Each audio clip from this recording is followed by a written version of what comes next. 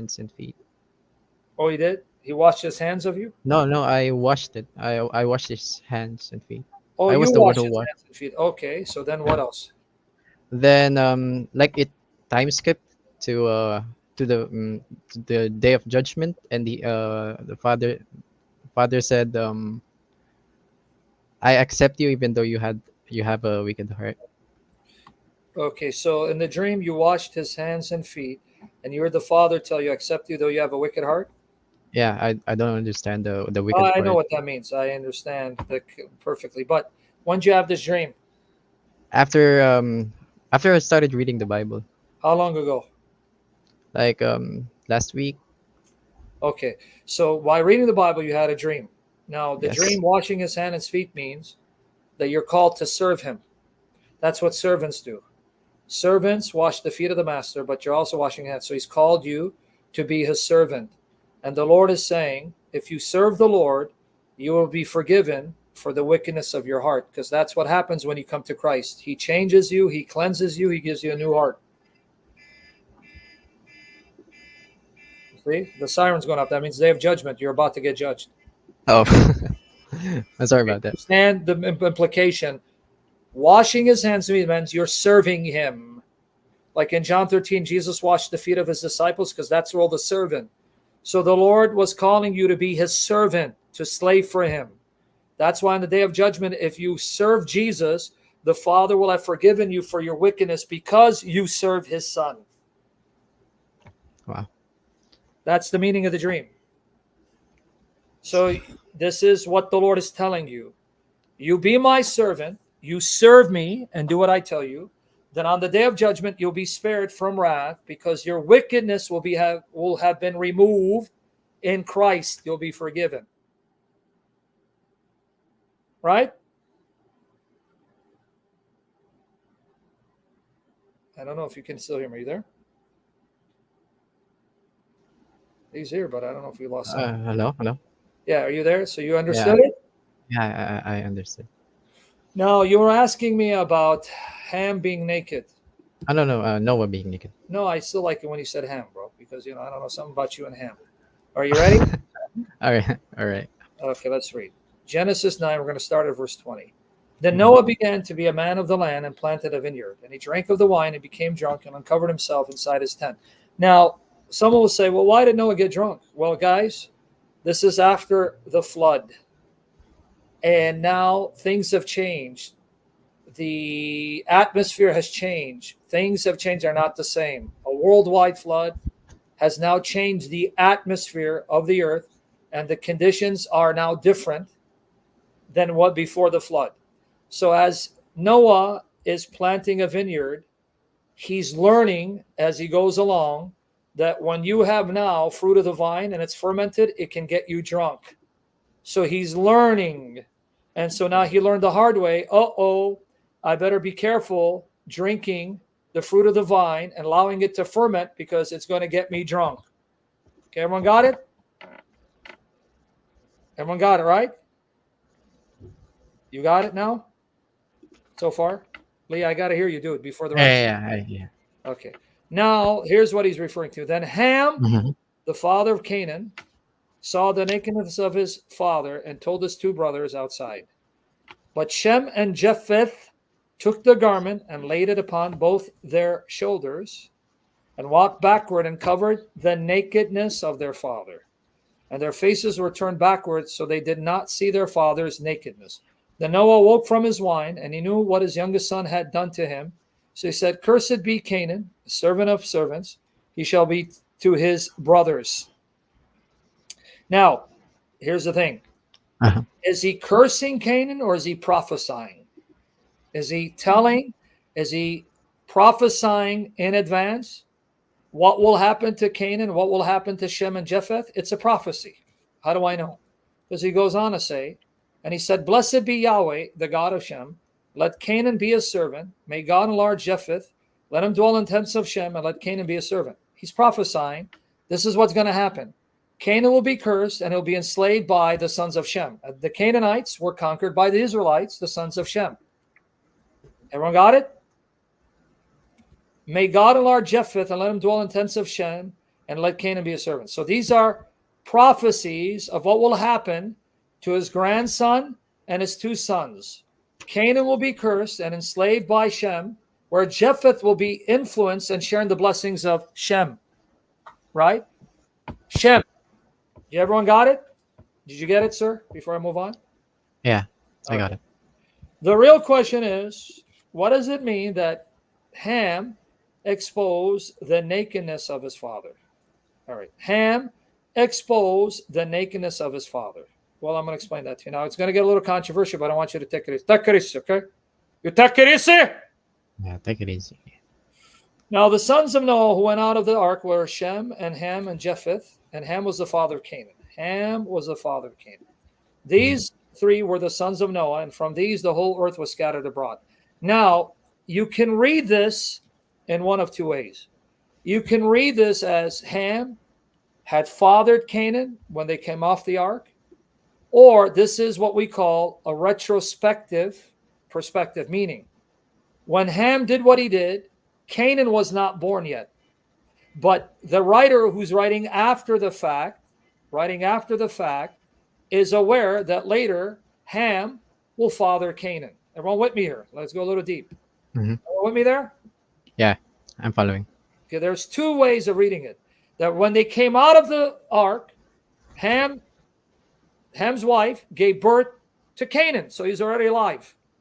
Or it can be a retrospective perspective, meaning that since Ham would eventually father Canaan, the author is noting that his son was Canaan, who wasn't born at the time, but came later, because this is the son that will end up being cursed, because Noah curses him. Okay, one of two ways, right? Yeah.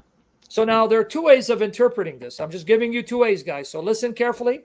Lord, increase our numbers for your glory, not for my praise. May we be content with one, because this is important. I'm going to give you the two ways people interpret this. Two ways. Okay, number one, Ham saw his father in a drunken stupor, naked and having just humiliated himself. So Ham mocked him. Hey, guys, look at my dad. Ha, ha, ha. And so Shem and Japheth, not wanting to mock their father in his drunken stupor, where he's there naked, fully naked, humiliated, honor their father by covering him. So when then Noah woke up, he realized what happened.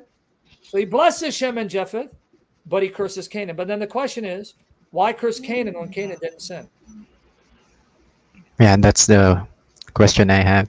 Exactly. I want to get there. Yeah. So then you're left with, okay, if that's the reason, why not curse Ham? Why curse Canaan? Why curse him? What did Canaan do? Now, the second explanation. I'm giving you two interpretations. Don't condemn me. Whatever you feel that is the right one, seek the Holy Spirit to confirm it. But I'm telling you the two interpretations. Okay, now, with this said, if we take the view that Canaan hasn't been born when Ham exposed his father's nakedness. Now, this is going to get controversial, but remember, we believe Moses wrote Genesis. Moses wrote Genesis. All right. So the same Moses is going to then explain the things that are happening in Genesis later on in the giving of the law. A lot of things in Genesis, right, will be mentioned that later are elaborated in the law. For example, I'll give you an example. Noah was told to bring 7 clean animals and birds in the ark. 7 clean. And then on the altar, he offered 7 clean animals and birds. Well, hold on. The list of clean and unclean animals comes in Leviticus 11, Deuteronomy 14. But they're already mentioned here. Genesis 8, 20 to 21. Then Noah built an altar to Yahweh and took of every clean animal and every clean bird and offered burnt offerings on the altar. Well, wait. The distinction between clean and unclean animals comes later in Leviticus 11 and Deuteronomy 14. Are you ready? But they already know about clean and unclean animals and birds, even though they're allowed to eat anything. Why? Because Genesis is the foundation for what's to come later. And so those who are now living at the time of Moses and read, and so those who are now living at the time of Moses and read what Moses writes will understand all of this. Now, when a Jew or an Israelite reads that Noah offered clean animals and birds, they already know what these clean animals and birds are and what unclean animals, birds, and unclean animals and birds happen to be.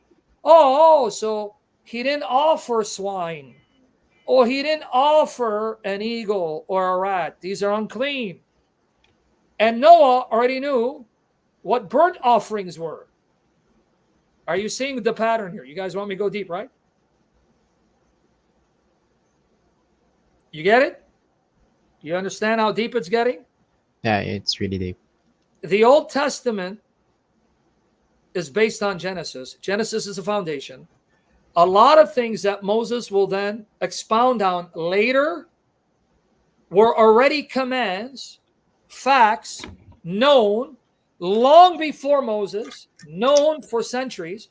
Already, Noah knew about burnt offerings. And he already knew to offer clean animals and birds as opposed to unclean ones. Abraham knew about burnt offerings. They even knew about giving tithes. They knew about giving a tenth, because Abraham gave a tenth to Melchizedek, and Jacob swore he would give a tenth, a tithe to God if God protected him. They even know about the levirate marriage. What do I mean? In Deuteronomy 25, verses 5 to 10, we're told that if I am married and I die childless, then my brother must marry my widow and have a son for me to continue my line. And if he refuses to, then she takes her shoe and points it to me and say, what a disgrace I am that I don't care to continue my brother's line. But that law was already observed in Genesis 38. Are you guys with me? Understand what I'm talking about? Already in Genesis 38, this law was known. Let me show you what law I'm talking about. It's already known in Genesis 38. So what you find later in the law of Moses is him codifying commands, practices already known and observed for centuries. And you're going to see the point. So far, you're getting it, Tuli? Yeah, I'm following. Okay, watch here. This law right here, Deuteronomy 25, 5 to 10. If brothers live together and one of them dies and has no son, okay? You guys, all of you in the discussion, you're learning this. This is for your benefit as well. If you're not focusing, engaging with the other, you're wasting your time. If brothers live together, one of them dies and has no son, then the wife of the one who died shall not be married outside the family to a strange man. Her husband's brother shall go into her and take her to himself as a wife and perform the duty of a husband's brother to her. And it will be that the firstborn whom she bears shall assume the name of his dead brother, so that his name will not be blotted out from Israel. But if the man does not desire to take his brother's wife, then his brother's wife shall come up to the gate to the elders and say, my husband's brother refuses to raise up a name for his brother in Israel. He'd rather have his brother's name wiped out. He's not willing to perform the duty of a husband's brother to me. Then the elders of his city shall summon and speak to him. And if he stands and says, I do not desire to take her, then his brother's wife shall come to him in the sight of the elders and pull his sandal off. So his sandal, right, his foot, and spit in his face. And she shall answer and say, thus it is done to the man who does not build up his brother's house. And in Israel, his name shall be called the house of him whose sandals are removed. But now watch, already at the time of Judah and Jacob, Genesis 38. Watch, Genesis 38. Now it happened at that time that Judah went down from his brothers and turned aside to a certain Adulamite, whose name was Hira. And Judah saw there a daughter of a certain Canaanite, whose name was Shua. And he took her and went into her. So she conceived and bore a son and named him Ir. Then she conceived again and bore a son, and she named him Onan. And she bore still another son, and she named him Shelah. And it was at Chezib that she bore him. Now, then Judah took a wife for Ir, his firstborn, and her name was Tamar. But Ir, Judah's firstborn, was evil in the sight of Yahweh, so Yahweh put him to death. Then Judah said to Onan, go into your brother's wife and perform your duty as a brother-in-law to her and raise up a seed for your brother. Oh, so they already knew about this command?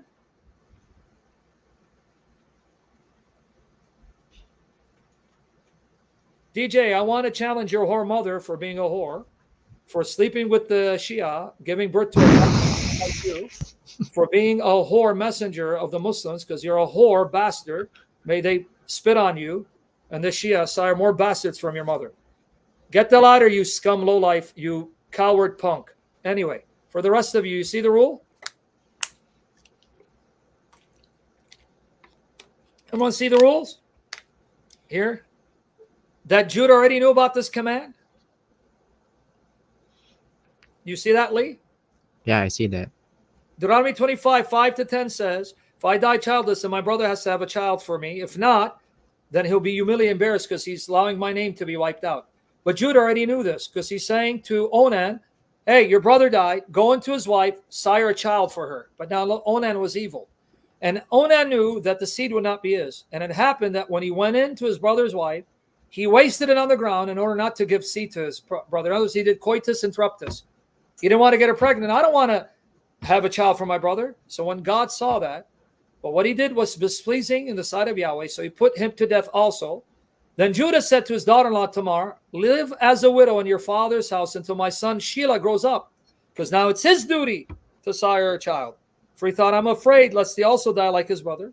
So Tamar went and lived in her father's house. Okay, did you see the point, if you're listening and not going to sleep? Do you see how a lot of the commands that Moses later wrote down, already known, already observed, already practiced for centuries by the patriarchs and their children before Moses, even by Noah?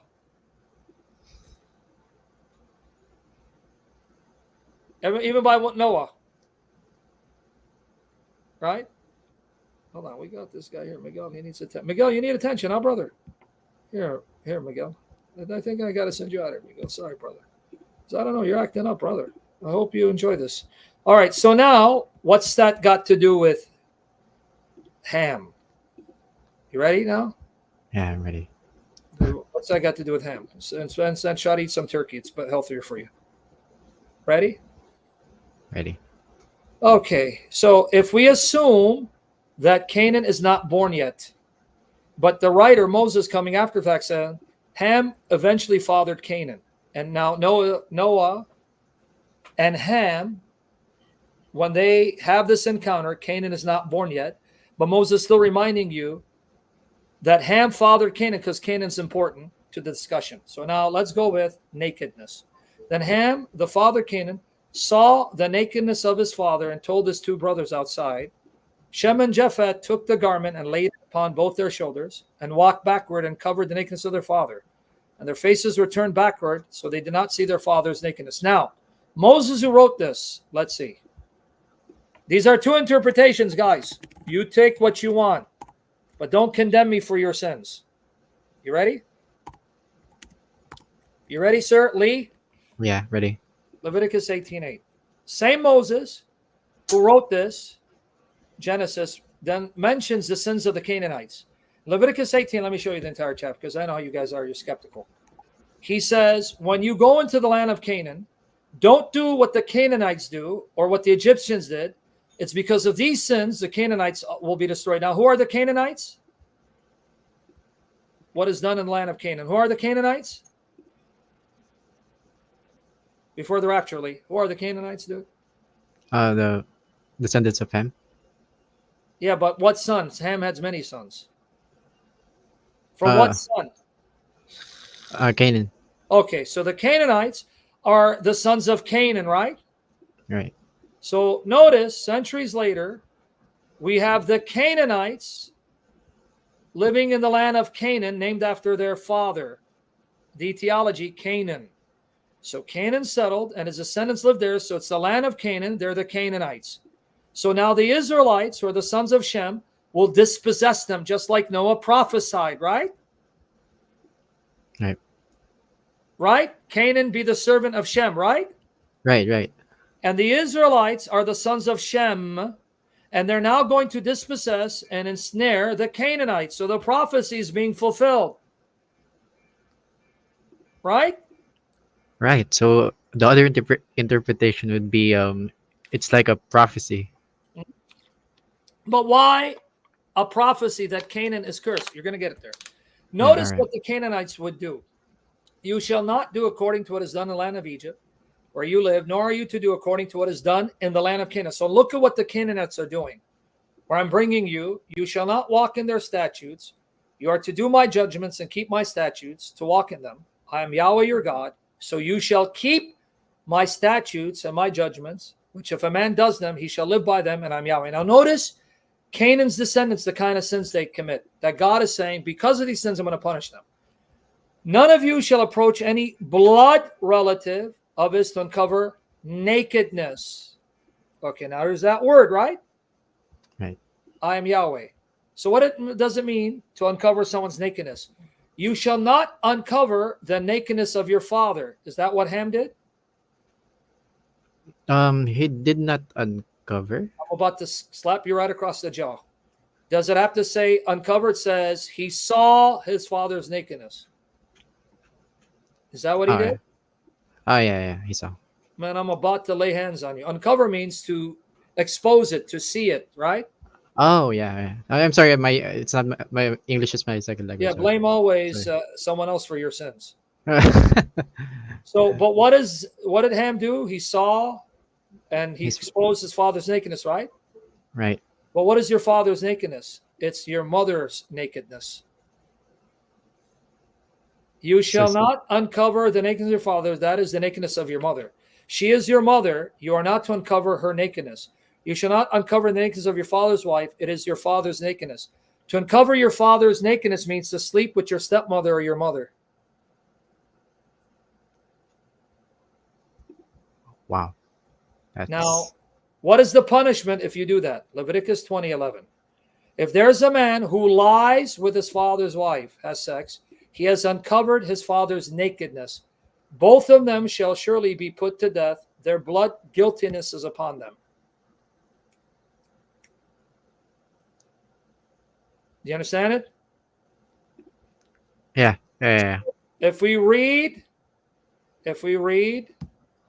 Genesis in light of Moses, Ham exposing his father's nakedness in the language of Moses means he saw his mother naked, but it's more than seeing. It's to have sex with your mother. So Canaan's mother is Sarah. You got what, Sarah, man? Noah's not married to Sarah, you little Oh, loser. no. My bad, my bad. Damn, man. I Sarah did. comes with Abraham. Where do you get Abraham, yeah, Sarah? yeah. I'm sorry, I'm at chapter 38 right now, so I got kind of forgetting the Okay, so what's the chapter number. sin here? Ham slept with Noah's wife. And who's Noah's wife? I forgot. I'll bust you up, man. Where do you think Ham came from? From heaven? Damn, I'm gonna find you, man. Who is Noah's wife? Nama? Brother, let me talk to you. Wait. I forgot. I'm sorry. Were you born slow? Or did you become slow throughout time? Who is Noah's wife? Yeah, do Google search. I'm not asking Yeah, your name, dude. You're making Muhammad look intelligent. Who is Noah's wife? I'm sorry, I forgot. It's Ham's sister, right? Who is Noah's wife, dude? What is she to Ham? Can I swear at you and then repent and go to my priest and confess? Who I'm sorry, is Sam. Noah's wife? You Ham's got mom? 10 seconds. Say it again. Ham's mom? That's it, brother. Why are you making it hard? I'm sorry. Who is Noah's wife? Ham's mom. So when he uncovered his father's nakedness, what does that mean in language of Moses? He slept with her. Who's her? More off. Ham's mom. Why can't you say he slept with her? Who I'm did sorry. Ham sleep with? Ham's mom. Why are you scared to say it? You sound like Mork and Mindy, man. I'm really sorry. No, you're not. You just want to make me sin. Who did Ham sleep with? His mom. Okay, that's if we take the language of Leviticus 18:8. Mm-hmm. in 2011. Right? So then why curse Canaan? Yeah, Vikers Canaan. Come on, dude. Don't you're already I rocked you a little bit to not be this slow. What do you think the implication is? So it's a prophecy. Not only a prophecy, but why prophecy that Canaan will be cursed? Come on, think about it. Before the rapture, dude. I'm about to give up on life. Like it's foreseen to happen. Like Why is he foreseeing that Canaan will be cursed? Why? Who is Canaan? Come on, man. the son of Ham. No, I thought it was the son of Muhammad. Where did Ham get Canaan from? From his mom? Whose mom? Ham. That's the implication. Oh, It's, I'm it's an sorry, I'm slow. incestuous relationship resulting in the birth of Canaan. That's the point. That Canaan was the bastard seed of an incestuous relationship between Ham and his mother. He got his mother pregnant. You get it now? Now I get it. Now I get it. I That's didn't why we understand curse. when I was because I'm still I'm about Okay, I to have to yell at enter you, shake you. chapter That's how two. I teach people. I shake them and rock them out of their comfort, so you don't be scared. Hey, you sound like Mork and Mindy. All right, you remember Mork and Mindy? Okay, so you got it now. I got it now. So the Now it's answered. implication is Canaan is cursed because he is the incestuous seed of Ham, exposing his father's nakedness by getting his mother pregnant. That's why the Canaanites, following the pattern of their ancestor, continued in incest. They're following the pattern of their ancestor. Canaan is a result of incest, so they indulge in incest. What were All their right. sins in Leviticus 18? Incest Where do you think they picked that up from? from Ham, Like from father, Canaan. like son, right? Yeah, like father, like son. So since Canaan's origin is incestuous, it's not a surprise that his seed, his descendants, are all committing incest. Father sleeping with daughter, mother sleeping with son, son sleeping with stepmother, daughter sleeping with stepfather, and on it goes. So that's why the Canaanites are cursed. Because God is showing Noah the cursed future of this cursed incestuous seed. But Moses is writing it in a way that you have to decipher its meaning by reading Genesis in light of what comes later, because Moses is careful to write in such a way where he doesn't completely shame and disgrace Noah for what his son did to his mother, Noah's wife. And so he's going to use the language of nakedness, which later on he explains. So that means that Canaan was conceived later after Ham had exposed his father's name by sleeping with his mother, getting pregnant. And then after Canaan is born, he then prophesied. So this is a period of time that occurred, which now the author is condensing. He's taking what would have taken years to happen, but he's condensing it. Right? Right. Shows how beautiful the Bible is too. Oh, say it again. That shows how beautiful the Bible is.